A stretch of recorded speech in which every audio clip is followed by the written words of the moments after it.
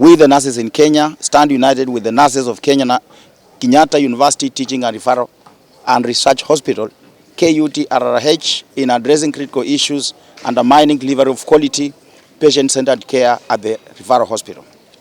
These concerns centers on the persistent interference and misgovernance of Professor Olive Mukenda, the chairperson of the board of directors, who has continually to create crisis, and this demands urgent government intervention. Key concerns of the nurses at that hospital are as follows. Number one, there has been suspension of the staff medical cover by Professor Olive Mukenda, the chairperson and the board, on 28th November 2024, which left 2,000 staff members and their families without access to essential health care. This action was taken without consultation or the provision of alternative cover. The absence of medical cover is inhuman, unacceptable, especially for the healthcare providers working in a national referral hospital. Number two, we demand immediate medical cover for members. The board, and specifically the chairperson, Professor Mukenda, has fostered a hostile and oppressive work culture characterized by intimidation, threats, and favoritism. Staff are coerced into complying with illegal and irregular directives to secure their jobs. Over the last 3 years, more than 120 nurses have resigned due to this environment that is despicable and maturing in a maturing democracy. The unchecked powers of the chairperson, including directly hiring, firing, and micromanagement, have eroded moral and professionalism. We demand the immediate removal of Professor Olive Mukenda, the chairperson, and the subsequent disbandment of the entire board to restore a conducive work environment for members at the KUTRRH. Professor Olive Mukenda, the chairperson, operates beyond her mandate, undermining the management. Her overreach includes frequent unauthorized interference in the recruitment, procurement, and normal management decisions. This has led to higher turnover in leadership, with the CEO exiting in 3 years, with 3 CEOs exiting in 3 years due to conflict with her unlawful and unwarranted demands. She is now working hard to remove the current and the 4th CEO.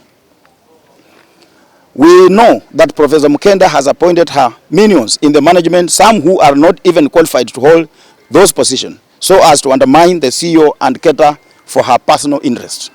We demand that the government revokes the chairperson's directive sending the CEO on compulsory leave and ensure the hospital management operates independently as required by the law.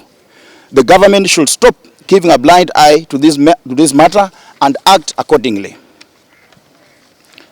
Professor Olive Mukenda control over recruitment and promotions has created inequality pay structure among our members at KU Referral Hospital. Nurses have not been paid the uniform allowance since she became the chairperson. Instead, they are haphazardly supplied with substandard uniform corruptly procured under the influence of Professor Olive Mukenda. The actions violate the standard set by the Nursing Council of Kenya.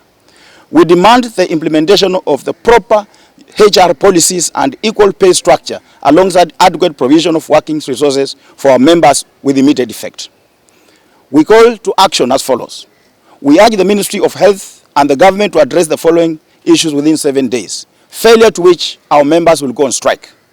Number one, disband the current KUTRRH board. Disband Kenyatta University Teaching, Research and Referral Hospital Board with immediate effect. 2, revoke Professor Olive Mukenda's irregular directive sending the CEO, Mr. Ahmed Dagane, on unlawful compulsory leave.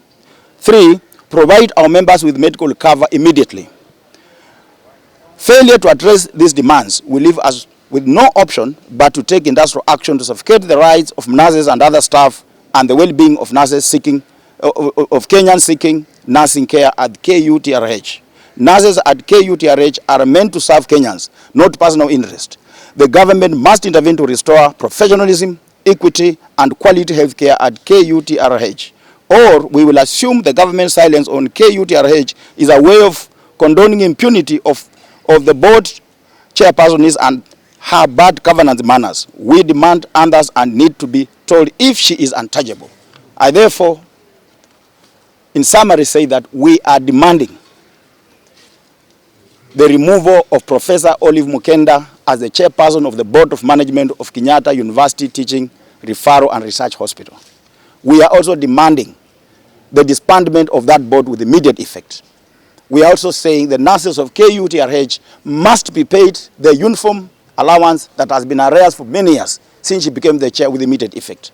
We are also demanding that the medical cover that Professor Olive Mukenda cancelled without consulting anybody be restored with immediate effect. Failure to do this within 7 days, we are telling the government that the Kenyatta National Hospital nurses will commence strike after the lapse of 7 days. An official strike notice will be issued today and will be served to various government officials. We cannot allow one Kenyan corrupt citizen. Olive Mukenda has been at Kenyatta University as a chancellor, a vice chancellor for many years. And we know that she was regularly appointed there. She never had an appointment letter. And we know what Okiya Omtatah did to her to stop her impunity. We are saying we are not going to allow an individual to bring down that hospital. We have worked very well with other managers in the other state corporations. I keep on saying Moi Referral has had the best management. Dr. Rasa was there.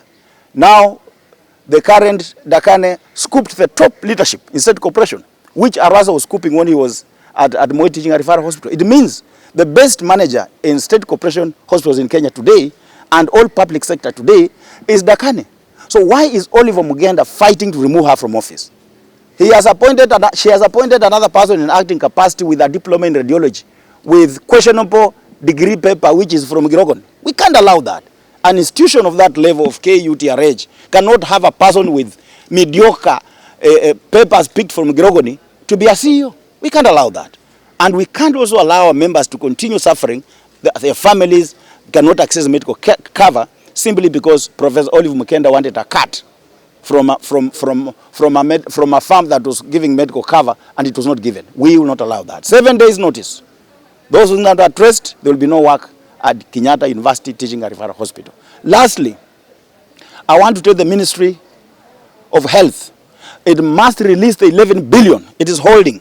It has 7 billion, it has 6 point something billion, then it has another 6.8 billion, which it says it's meant to pay for gratuity for the UHC staff who are working in the county governments. While the Ministry of Health has absorbed their UHC staff, the UHC staff at the county government are suffering. We are soon going to be issue strike notices for all 47 county governments, plus the Ministry of Health. Release the 11 billion, give that money to the county governments for them to employ on permanent and pensionable all UHC staff. Enough is enough. We will not sit back anymore and watch our nurses suffer, our health staff suffer as they deliver universal health coverage. We are saying it's time for us to act, and we are going to act to protect the nurses of this country. Thank you.